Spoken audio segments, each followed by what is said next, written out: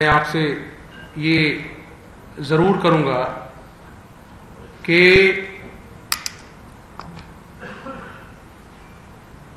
اس اللہ کی بادشاہی میری کوئی اوقات نہیں. اللہ جب تک چاہے گا میں اس عہدے پر بیٹھا رہوں گا، لیکن جس طرح ایک سیکنڈ ایک لمحہ ضائع کیے بغیر یہ لوگ پاکستان میں انتشار پھیلا رہے ہیں، چاہے وہ گورنر صاحب ہوں جو چلے گئے، یا وہ ایوان صدر میں جو شخص بیٹھا ہے، مجھے بڑی اس کی عزت تھی، لیکن جو ایوان اور آئین اور قانون کے ساتھ اس شخص نے کھلواڑ کیا ہے، اس کے بعد میں سمجھتا ہوں کہ وہ پاکستان کا مجرم ہے جو اس وقت ایوان صدر میں بیٹھا ہے.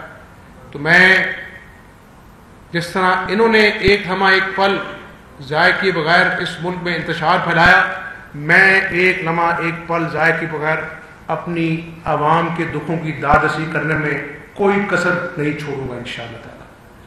اور میں یہ بھی بتا دوں، میں نے آئی جی پولیس کو کہا ہے کہ مجھے معلوم ہے بطور اپوزیشن لیڈر کہ رشوت ایوان وزیر اعلیٰ میں اس کے ریٹ طے تھے، پولیس افسران ہوں اپنا جو ہے وہ درجنوں بدلتے تھے. میں نے کہا آئی جی صاحب، چاہے وہ آر پی او ہے، ڈی پی او ہے، ڈی ایس پی ہے، میں آپ کو سفارش نہیں کروں گا کہ آپ اس کو لگائیں اس کو لگائیں. میں صرف آپ سے ایک ہی سفارش کروں گا، میری ایک ہی شرط ہے کہ ایماندار نیک نام افسر ہوں اور عوام کے دکھوں کا مداوع کریں، ان کو انصاف دلائیں. یہ ہے گڈ گورننس، جس پہ اللہ تعالیٰ مجھے اپنے اتحادیوں کے ساتھ مل کر توفیق دے.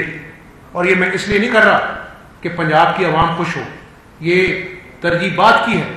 میں نے قیامت والے دن اللہ تعالیٰ کو بھی جواب دینا ہے. میں اپنا جو ہے یہاں پر بیٹھے ہوئے ہماری اپنا اتحادی اپنا جہانگیر خان ترین صاحب، علیم خان صاحب، جگن محسن صاحبہ، معاویہ بھائی بیٹھے ہیں یہاں پر، اسد کھوکر صاحب بیٹھے ہیں یہاں پر.